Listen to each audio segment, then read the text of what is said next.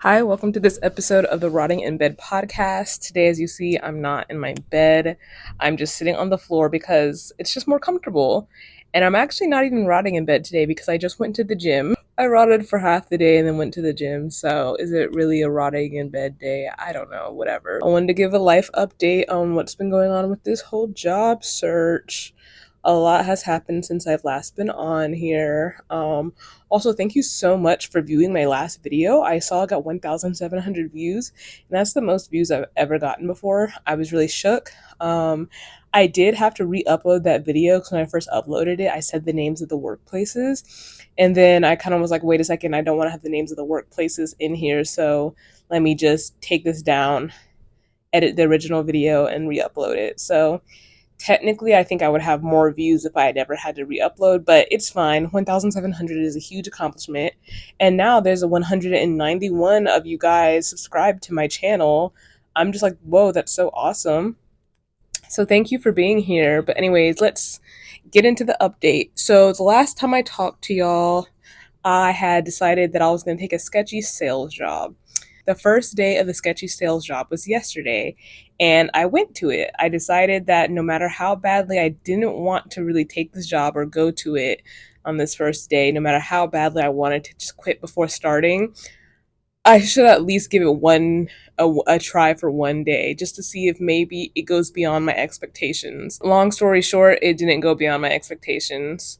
The day started with me having to log into a Zoom meeting with the group, and that was so. We just talked about people's accomplishments from the past week. So, like the salespeople who had sold a lot in the past week. And then we were given this online form to fill out all of our personal information that jobs usually ask for, like your banking account information and your address and all this stuff. We had to fill that out. And then I proceeded to wait for about 2.5 hours for my trainer to contact me. And pretty much, my trainer contacted me, and we both had to drive about 50 minutes out to a certain area and meet up there and start working our route. And it wasn't just me and the one trainer, it was actually another trainer who was a guy. And he had been working there for 1 month. The girl had been working there for a year. And they were nice enough people. They were kind of country seeming, but they were nice enough people. And we got along. And so I hopped in her car and we spent the next like 4 hours from like 12 o'clock to 4 o'clock or like 11 o'clock to 4 o'clock riding around town and going to small businesses and going in and trying to sell them AT&T fiber.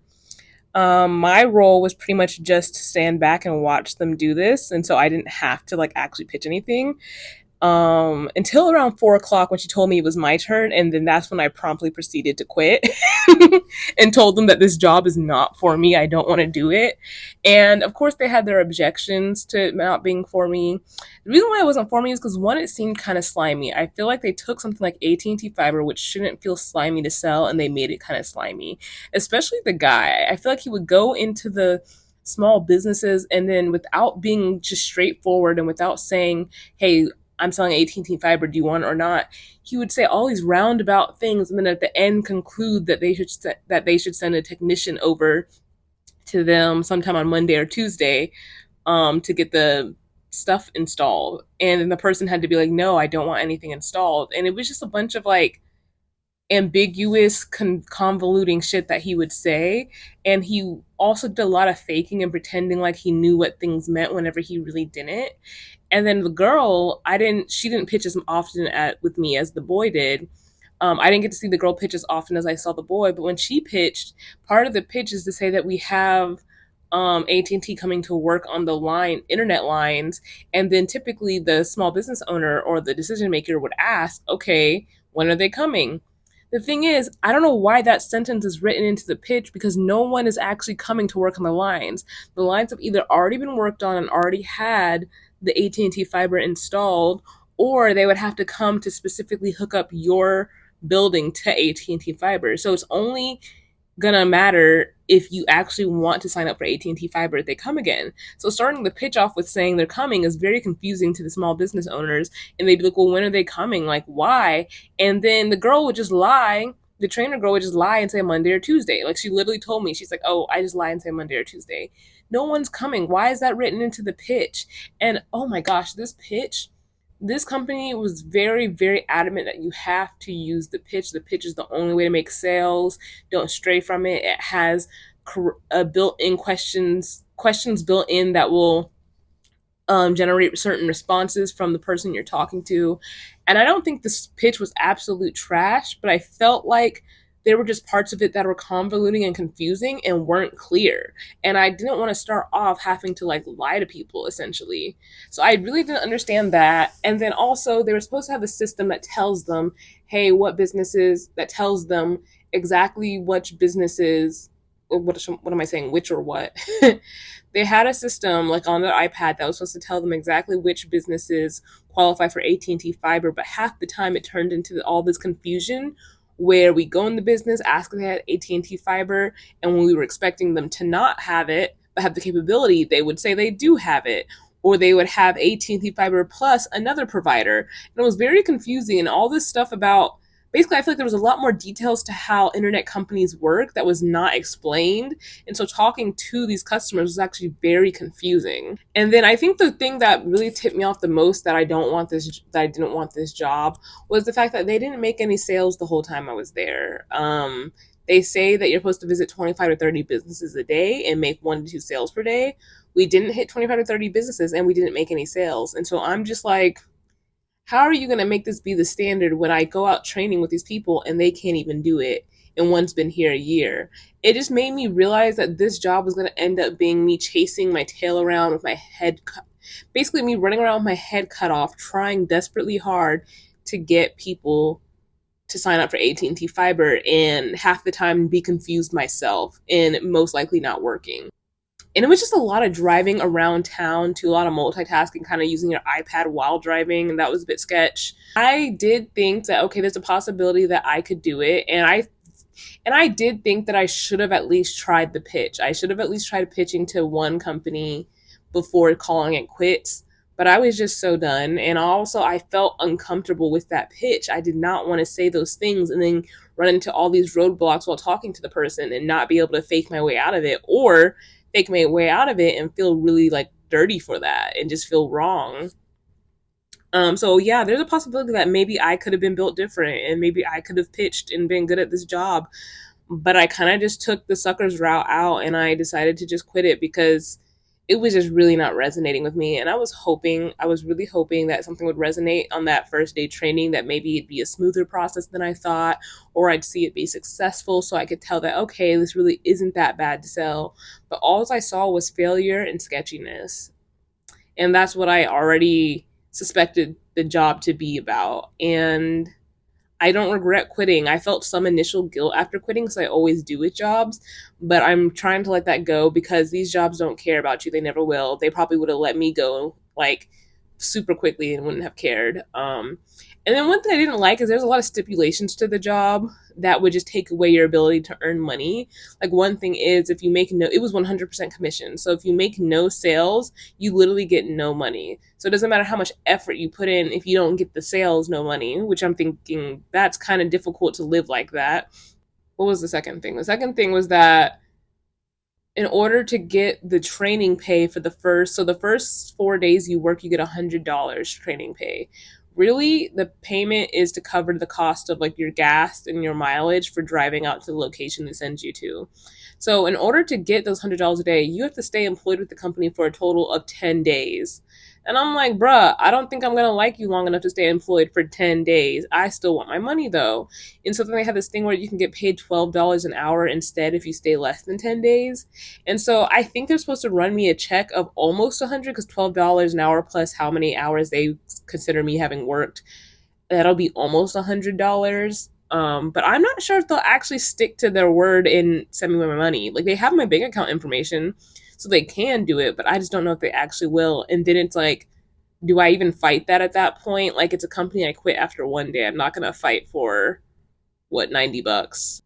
But one thing is I didn't like is whenever you sign up people for the AT&T fiber, if they quit within 30, if they canceled their AT&T fiber before your next paycheck, you don't get paid for that sale anymore. Like, so I basically saw a lot of fluctuation between what you think you're getting paid versus what you actually get paid, because it's all dependent on if the customer decides to cancel before your payday comes. And then if they cancel after your payday, um they retract that money from your next paycheck. So I was just like, what? At least that's what I think. I could be a little bit wrong on that part. But it was something like that. And then they had this thing where they're like, okay, if you do 1 to 2 sales per day, we'll always give you a base pay of 500, or we'll give you how much, we'll basically pay you, we'll always give you a base pay of $500, right? Well, they said if you do 1 to 2 sales and say that makes you $400, they're not actually going to give you $500 on top of that. They're just giving you $100 to make you reach 500. So I'm just like, oh yeah, and then if you reach the 500 1 week, say if you don't reach 500 1 week, so they give you that extra $100 to help you out. But the next week you do reach 500, they're gonna take back the 100 that they gave you from the previous week. I do not know how they do their accounting here. Like, it seems very confusing. I don't know how they keep track of all that. But it just seemed like a lot of ways to say, I don't want to pay you shit, and we want to take your money, or we want you to work, work, work, hustle, hustle, hustle, grind, grind, grind, and then still maybe not make anything. And I was just like, at this point, I'd rather go work at Publix. So I actually went ahead and called back Publix to see if they were still interviewing for a bakery position. Unfortunately, they're not interviewing right now for the bakery position, but the lady said as long as my application is up to date, whenever she is ready, it'll probably be pulled. So I have to wait for that. In the meantime, I'm waiting on results from the job I really wanted, the job that was with the healthcare company that connects facilities to doctors. I interviewed with them, did really great, and I thought they were going to give me my interview results on Friday or Monday because that's what they said. But then, of course, they end up being like, "Well, actually, we're interviewing other people right now, so we have to wait until we're done interviewing these other people before we give you your results." So I'm like, okay, I guess it's time to emotionally and mentally move on from that, because, like, I think if I stay stuck on it and then I end up not getting the job, I'm going to be so disappointed, especially because this job is like perfect. Like, this job with the healthcare system is so organized. It's with a huge, the company is big. Their plot of land that they have their campus on is huge. The campus has so much nice stuff, and I got to see this in person. The coworkers seem nice, everything seems helpful, and the position seems like it's very suited to me. Like, the position is kind of like a leadership position without the title, but I like all the responsibilities it would have, because you'd have a whole bunch of people relying on you to do their administrative work. And I love doing that type of thing. I love being a support system to a group of people. So I think the role would be very perfect for me. And I think my interview went great. And one good thing is they did ask me after the interview to stay for 30 minutes to shadow. I thought that was really good, because all the times I've gotten jobs in the past, they asked me to stay and shadow afterwards unexpectedly. And so that's a green flag in my opinion, but who knows if it'll actually turn into a job, because you know how these things are. So in the meantime, today I went on the computer for the first time in like several days, maybe a week, and started applying to jobs again. And I've kind of gotten to this point where I've accepted that I'm not going to get a job that's up to my caliber. So let me just apply for jobs that are beneath my caliber and just hope for the best with those. And so applying to the Publixes and the Costco's in the part-time jobs at the front desk of a retired assisted living communities, things like that. Or I applied for a job today that was for pet sitting people's dogs. Just random part-time gigs like that, because at the end of the day, having some money will be so much better than having no money. In my relationship, my partner is afraid of me having absolutely no money, and just we almost got into it because I was saying I was in the heat of the moment of my emotions, and I was saying stuff like, "No, I don't see myself working for Publix or any of those companies."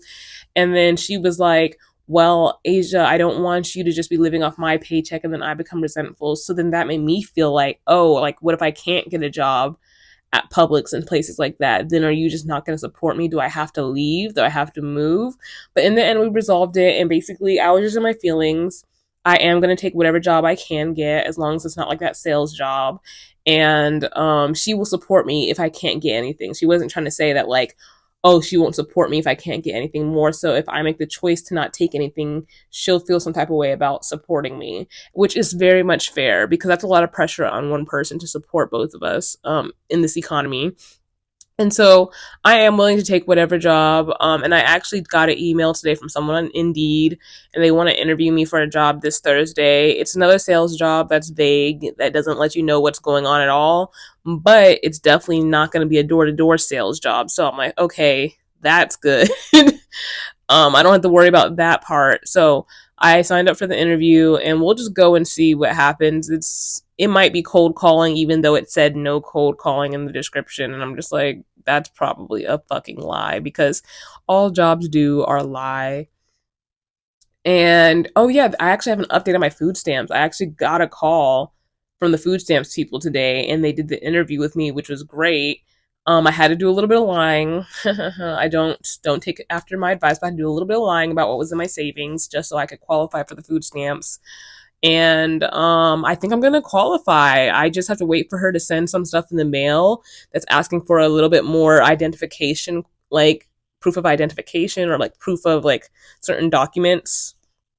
And once I upload those online, then I'll be sent a food stamps card. And so that will be really helpful to my life because right now my girlfriend is paying for all of our groceries, and obviously to be able to take some of that pressure off her will be great.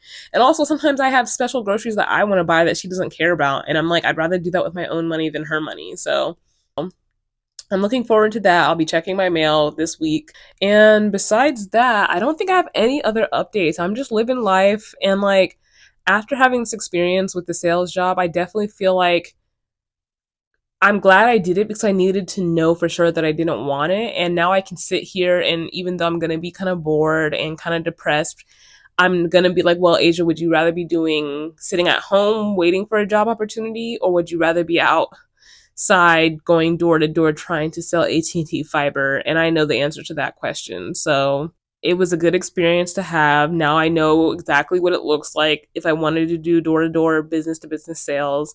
And it's not for me. I definitely did think that I could do it because I do have past experience working in a nonprofit where I cold called people and I asked them to become a sponsor of our annual cultural event that we threw in the community. And with that, it was hard work, but I realized because it was nonprofit and it was for an event that I cared about and thought was good and genuine, asking people to be sponsors for that felt like clean work and it didn't feel dirty.